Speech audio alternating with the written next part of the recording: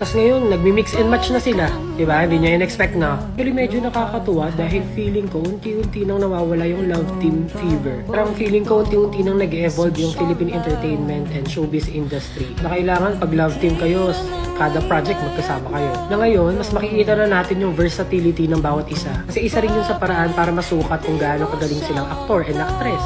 Just like in K-drama na hindi sila nakikage sa isang love team sa iba't ibang proyekto. So may kakayahan yung bawat aktor at actress na magkaroon ng different level of chemistry sa iba't ibang kapartner nila. Kaya medyo nakaka-curious kung gaano kalakas yung chemistry na may papakita nila sa atin. Hey Metro, this is Catherine and I am the newest face of Creamsock. Hello Catherine fans! Ito na nga ha, maaring dalawa no, na pang nakikitang pelikula or project mga kasource ng Catherine ayon sa mga sources dito. Meron dito kay Direk Gina Alahar na parang gusto nila ng collaboration mga kasombreros no ng Catherine. So si Ma'am Catherine at saka si Sir Alden mga kasombreros. So magbatikang director nito no si Ma'am Gina Alahar na kung saan ay parati rin siyang nagiging director at saka part ng Starstruck yata, no? Dati pa. And then, may mga movies siya na nagawa na no? Mga kasombreros, mga Catherinatic. So, sabi dito sa isa, Catherine Bernardo and Alden Richards are teaming up for an epic project under the direction of Direk Gina Alahar. What's in store for fans with this star-studded collaboration? All details in comment. So, ito mga kasombreros ay nakita nila na pwedeng mag-collaboration or mag-collaborate si Direk Gina sa Catherine mga kasombreros. This was posted kagabi. So tayo po ay mag-aantay kasi sabi ito Direk Gina kinikilig sa Catherine. So hoping and praying mga kasombreros na magkatotoo ito. And then yung isa pang usap-usapan ngayon yung Elena 1944 kung bakit na-delay mga kasombreros ay parang binabago nila yung casting no or si Sir Alden parang gusto na ipasok mga kasombreros dito sa Elena 1944 nga. So kahit ako man ay nagtataka kung bakit ang tagal no ng kanilang shooting or ng kanilang paggawa mga kasombreros or pagsisimula ng paggawa mga kasombreros ng Elena 1944. So kung iisipin parang bago yung Hello Love Again, parang may nagkaroon na sila ng parang 2020 pa yata ito mga kasombreros itong Elena 1944. So hindi pa matapos-tapos no.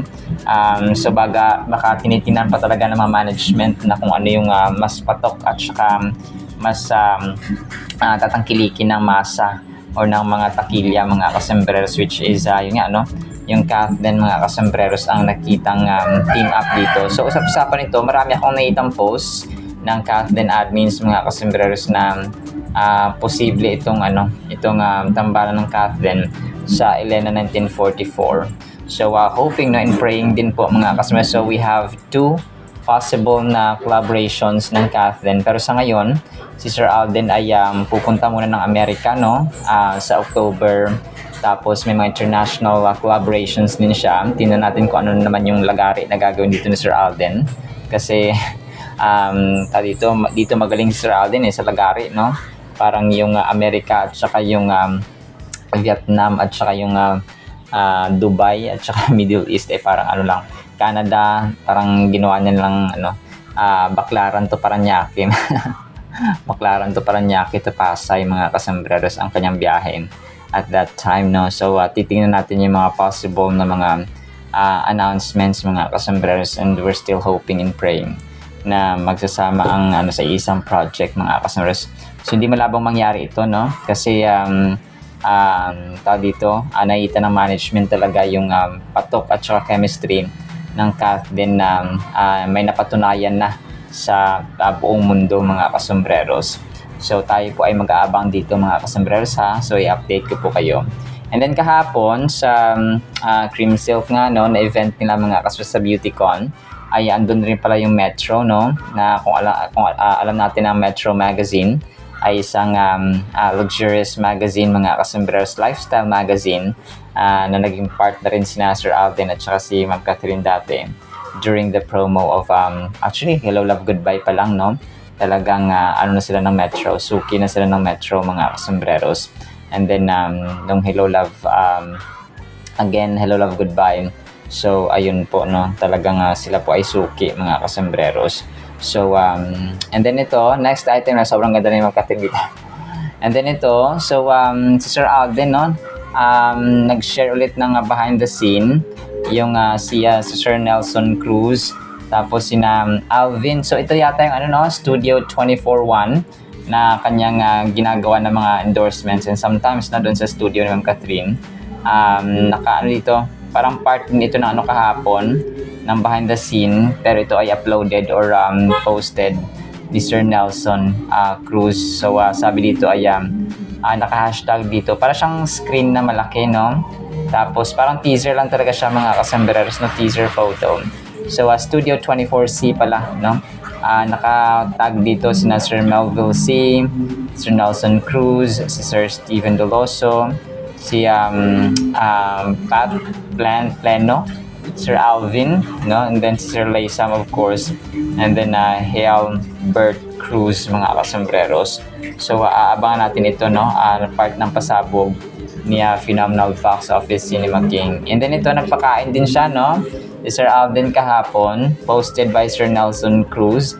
Talagang bongga at saka mamahalin, of course, no, ang parang sushi at saka ang sasarap nito. Nakatry na ako nito, ang sarap itong sushi mga kasombreros, at saka itong Japanese, basta mga Japanese ito yung mga Japanese food, mga Japanese California Maki Roll. Yun, masarap din yan mga kasombreros. So mahal nga lang ang presyo, of course, no, $2 mga kasombreros. So nanlibre si Sir Alden ng lunch. And then ito, so share ko itong kay Mami Min, no, Good Vibes. Nag-post si Mami Min kagabi sa kanyang TikTok account na kung saan ay sumayaw-sayaw sila at saka nag-outfit mga kasombreros, no, si Mami Min. Sobrang kulit at sobrang cute lang mga kasombreros, kasi meron siyang nag-change outfit sila ng kanyang mga kumare at saka mga kaibigan mga kasombreros. So baka pupunta sila at saka sumama sa BeautyCon ni Phenomenal Box Office Cinema King, Cinema Queen mga kasombreros. And then ito, so nagbabalak yata mamundok si Sir Alden. Sabi niya dito sa kanyang post, ang kanyang isip daw ay andito sa nature mga kasombreros. Mentally, I'm here.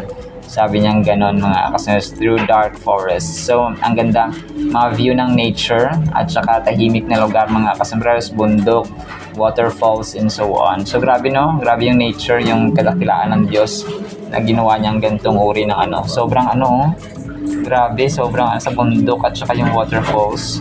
Nakakamangha talaga ito mga kasombreros, no? Nanilikha ng Panginoon mga kasombreros. So, parang gustong mamundok ko at saka pumunta sa peaceful na lugar ni Sir Alden. And then ito, tapos part din ng kanyang Instagram story, itong parang sa Japan, yun, pahiwatig niya ito mga kasombreros, parang Japan Paralympics or parang fireworks mga kasombreros. So, ang nakalagay dito ay Me Japan. So, nagpapahiwatig siya na dadalo siya or attend sa Japan Olympics mga kasombreros. So abangan din natin yung yung update dito at saka yung kanyang next na announcement or plano tungkol dito mga kasombreros. So and then ito so tama, no, itong sinabi ng isang fan na strategy na nila ngayon yung hindi lang mag-stick dun sa mga tandem, mix and match na lang yung ginagawa nila mga kasombreros. So ito yung sinasabi ko parati na nag-evolve at saka nagta-transform, nag-change yung way ng ABS-CBN, ng GMA, na hindi siya nakatali sa love teams lang mga kasombreros kagaya dati sa mga 90s, 80s, 60s, 70s mga kasombreros. So ito yung lumabas din itong fan na ito or isang TikTokerist na ito mga kasombreros kagabi nung nakita niya na si Ma'am Catherine at si James Reid ay pinagtambal, no, na walang sino man ang nag-expect na magtatambal sina James Reid at saka si Ma'am Catherine. So tama, ito yung sasabi ko na yun na yung parang way ngayon, yung collaborations, tapos nakita yung pagiging versatile ba at saka yung galing ng bawat artista dahil kung pa nira-shuffle sila, yung Kath din kung pwedeng i-partner sa ganito, yung Josh Lia sa ganito, yung Don Bell sa ganito. So hindi na yun na yung trend ngayon, at saka nakita nila na mas lumalago kasi parang nadi-disappoint at saka nada-downhearted, no, nadi-discourage ang mga tao kapag hindi na sila love team, hindi na sila tandem.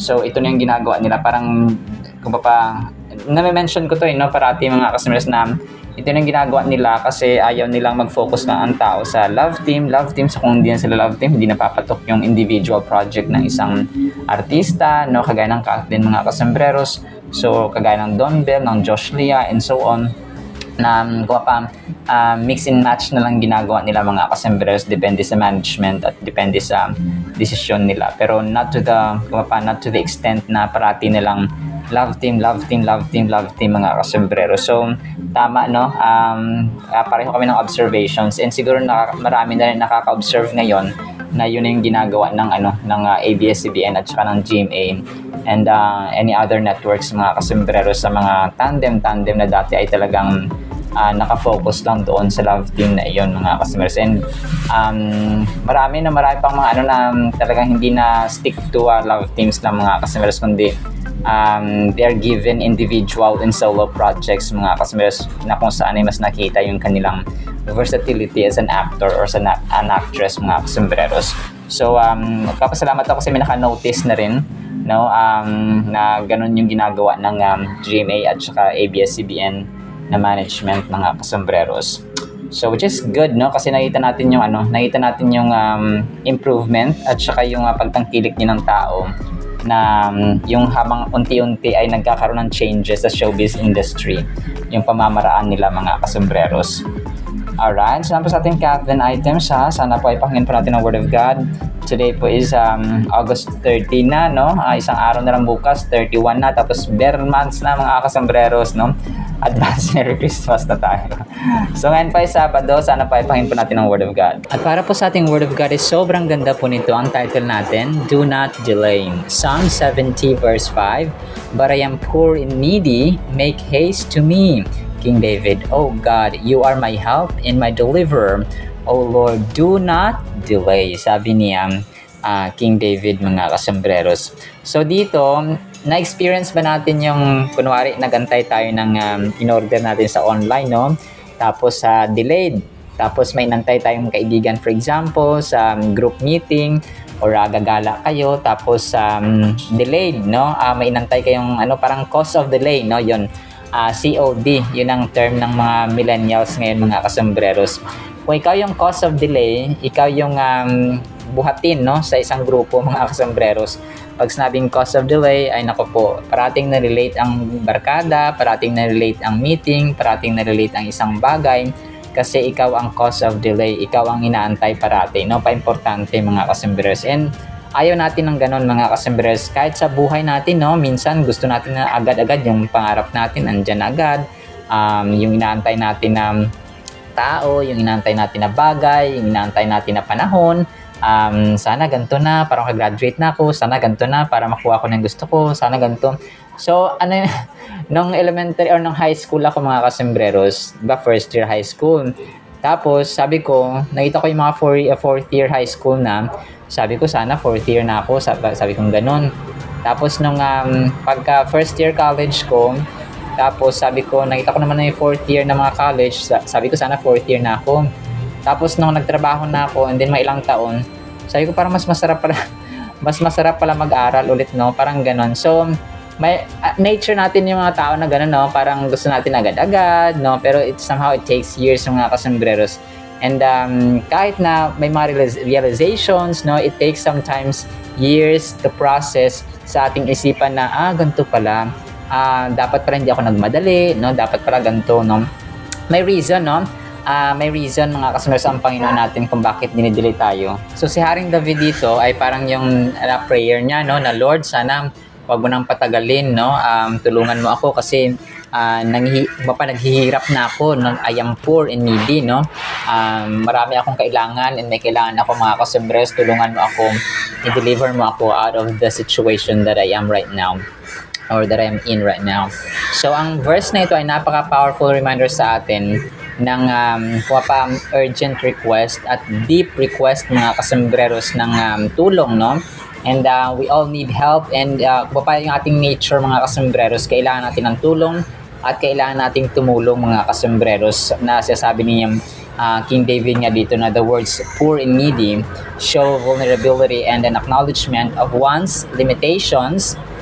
Being poor can refer not only to a lack of material possessions but also to a sense of spiritual or emotional poverty. So, hindi lamang ito mahirap ka materially or physically mga kasembreros, but especially yung emotional at saka spiritual being natin. So, ang tawag po dito ay emotional and spiritual poverty. So, parati nating tatandaan na ang tao po ay hindi lamang composed ng finances or ng kaperahan or ng physical, pero marami mga kasembreros, and mainly nga 5 dito, no? Emotional, physical, spiritual, social, financial, mental, medical, no? Yun mga kasembreros ang ating, yung social, yung relationships natin sa ating kapwa-tao. So, yun po siya. Hindi lamang, yes, you can provide money, you can provide food, shelter, clothing sa iyong pamilya, pero ang pinakamahalaga sa lahat ay ang spiritual food mga kasembreros, kasi nga ang tao kahit na may mga material things, kung wala namang pag-ibig sa bawat isa, ay useless din po mga kasembreros. When the psalmist calls out, "Hasten to me," it stresses the urgency of their situation. They are not merely asking for help, they are imploring God to intervene swiftly. So, ito po ay agarang request mga kasembreros na si King David. May mga times tayong gano'n, no? Dali mo. So, immediate na response ang ating kailangan or immediate na support or tulong mga kasembreros. Tapos pabagal-bagal pa yung tutulong, ay talagang magagalit at magiging impatient ka pa talaga mga kasembreros. So, may mga moments sa buhay natin na gano'n, no? Na talagang, Lord, gusto ko ng ganito, gusto ko ng ganyan, no? Pero sometimes, ma-realize natin yung process ng Panginoon na tama pala, no? Kasi ang timing at saka yung panahon ng Panginoon na ibibigay sa iyo ay perfect talaga yan mga kasembreros, no? Talagang kompleto at saka perfecto ang timing ng Panginoon according sa kanyang timetable or schedule. This resonates with us because there are moments in our lives when we feel overwhelmed and desperately in need of aid. Knowing God is a deliverer can bring comfort to our hearts. So, parati nating tiwala lang, no? Yun talaga yung doon mga kasembreros, pananampalataya, pananalig, pagtitiwala. Yun ang mga keywords natin na dapat nating gawin sa ating Panginoon. Nagtiwala sa kanyang salita, manalig sa kanyang salita, sundin ang kanyang salita, mahalin ang kanyang salita mga kasembreros. Another lesson is the power of prayer. So, ito, talagang literal ito mga kasembreros, and spiritually speaking, ang prayer talaga, no, power of prayer. Kasi si King David man, hari na siya. Kung iisipin mo, si Haring David, nasa kanya ang command, nasa kanya ang authority, nasa kanya ang wealth, nasa kanya ang yaman, nasa kanya ang pag inutos niya, kasi hari siya, presidente siya, ay talagang susundin mga kasembreros. So, isipin mo, nasa kanya ng lahat eh. Fame, kasikatan, no, wealth, power, nasa kanya ng mga kasembreros. Pero dito mo talaga makita na hindi siya tinawag na a man after God's own heart, si King David mga kasembreros, for nothing. The psalmist's desperate cries reflect our own need to reach out to God, especially in times of struggle. Prayer is not just a formality, it's a lifeline that connects us with our Creator. So, hindi lamang siya formality na, sige, di ba parang mag-pray ka lang na parang pang formal lang mga kasembreros. Hindi po, it's your connection, lifeline mo yan mga kasembreros. Kunwari parang hindi na kailangang i-memorize yan. Yun ang parang linya din mga kasembreros na kailangan pa mag-memorize yan. Dapat part ng lifestyle natin. Kunwari sa umaga, nag-check tayo ng cellphone, hindi tayo gumigising na hindi tayo gigising na hindi tayo nakapagpasalamat sa Panginoon. Yung simpleng panalangin na, Lord, maraming salamat sa panibagong araw, panibagong kalakasan, panibagong chance, no, panibagong opportunity, at panibagong buhay na naman yung araw. So dapat ginagawa natin yan mga kasmeros, and let your Holy Spirit guide us, lead us, so that we may glorify and magnify your holy name. So ganun mga kasmeros, no? It will not take some time para gawin ito mga kasus na nagpapasalamat tayo sa ating Panginoon. And sa dito, ang prayer, it builds a relationship where we have the freedom to express our fears, hopes, and desires. God listens to us as we engage in prayer. We open doors for His mighty work in our lives. So, communication, parang one call away, one prayer away mga kasumiras ang ating Panginoon. And sa final thought natin, as we reflect on Psalms 70 verse 5, it leads us to ponder our relationship with God. It reminds us that it is completely acceptable to come to Him in our weakest moments, whether we are experiencing hardship, feeling lost, or needing direction. We can trust that God will respond to our cries for help. No, Psalmist's heartfelt plea exemplifies a sincere dependence on God's power to save and restore. So, ganun mga kasembreros, no? Naging good example si King David. Kung kaya sinasabi ko parati sa inyo na basahin natin ang Book of Psalms, no? At saka Proverbs mga kasembreros. Kung gusto nating mas lalo pang mapalapit sa Panginoon ng ating buhay, nating relasyon ay tumatag mga kasembreros sa ating Panginoong Diyos at buhay na makapangyarihang Diyos sa lahat mga kasembreros. So parati nating isipin na hindi bingi. As a matter of fact ay dinig ng Diyos mga kasembreros ang ating panalangin. Basta sincere, may purity at may humility mga kasembreros, tayo po lalapit sa kanyang banal na trono sa panalangin. Alright, so naman po sa ating Word of God nawa po ipagpalain po tayo ng pag-ibig, pananampalataya, pag-asa, at pagtitiwala sa Panginoon na makapangyarihan sa lahat. In Jesus' mighty name we pray. Amen and amen. See you sa next segment mga kasembreros. Paalam po. I love you.